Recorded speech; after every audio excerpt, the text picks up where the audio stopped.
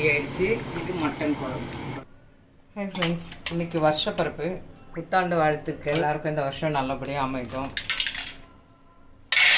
வடை சுட போகிறேன். வருஷப்பருப்புக்கு மசால் வடை, அதுக்கு கடலைப்பருப்பு ஊற வச்சுக்கிறேன்.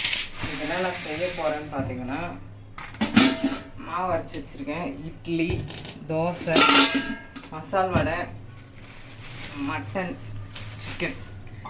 கிரேவி, சிக்கன் 65 தொப்பு செய்ப்பார். பார்க்கலாம் வாங்க.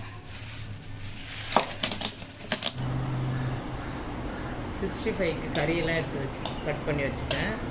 இதில் கிரேவிஸ் பண்ண போகிறேன். மசாலாவிலே கொஞ்சம் உப்பு இருக்கும், நம்ம கொஞ்சம் உப்பு போட்டுக்கலாம். 65 பவுட்ரு இது. தனியாத்தூள், மஞ்சத்தூள் ஒரு 1/2 டீஸ்பூன், காஷ்மீரி மிளகாத்தூள் கலருக்காக 1 ஸ்பூன், அரிசி மாவு அது ஒரு 1.5 ஸ்பூன், தயிர் 1 ஸ்பூன். மொத்தத்தையும் போட்டு நல்லா மிக்ஸ் பண்ணி நம்ம ஃப்ரிட்ஜில் வச்சுட்டு நம்ம பாட்டு மற்ற வேலையெல்லாம் செஞ்சுட்டு லாஸ்ட்லாம் பொரிக்கும் போது அது ஊறிட்டுருக்கும்.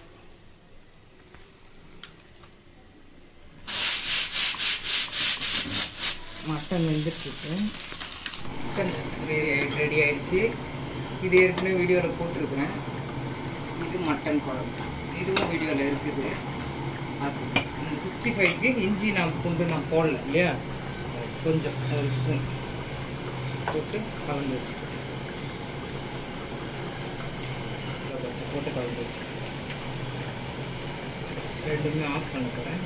ஆஃப் பண்ண வடை சுடுறதுக்கு கடாய் வச்சுக்கிறேன். கடலைப்பருப்பு நல்லா ஊறிடுச்சு. அரைச்சிக்கிறேன், மிக்சிலேயே அரைச்சிக்கிறேன். தண்ணி இல்லாமல் அரைக்கணும். இந்த மாதிரி தான் அரைக்கணும். ரொம்ப மசியமாக அரைக்கக்கூடாது. அரிஞ்சு வச்சு வெங்காயம் 2 வெங்காயம் இருக்கும். பச்சை மிளகா ரோட்டில் நல்லா கட் பண்ணிக்கிறேன்.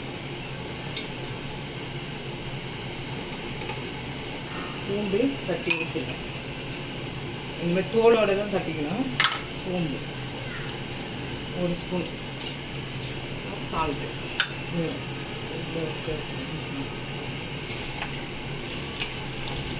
எல்லாம் காஞ்சிச்சு. இதை நல்லா பேசணும்.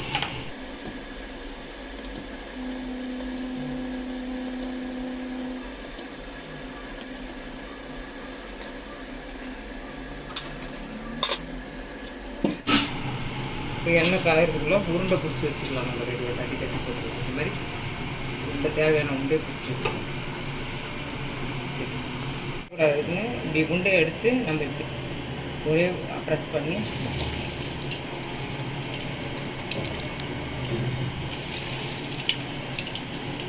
போட்டு விரல போட்டு தட்டினோம்னா விரல போயிடும்.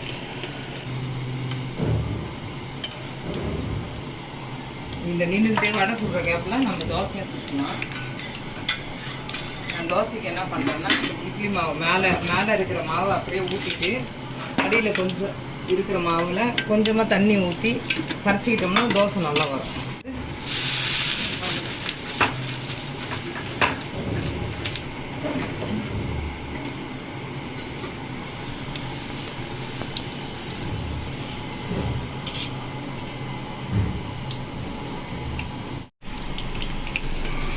நல்லா சவுண்ட் வச்சு எடுத்துடலாம்.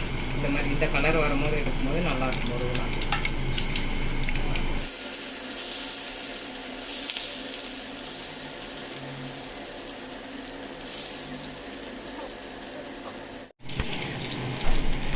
நல்லா வெந்துருச்சு, எடுத்துக்கலாம்.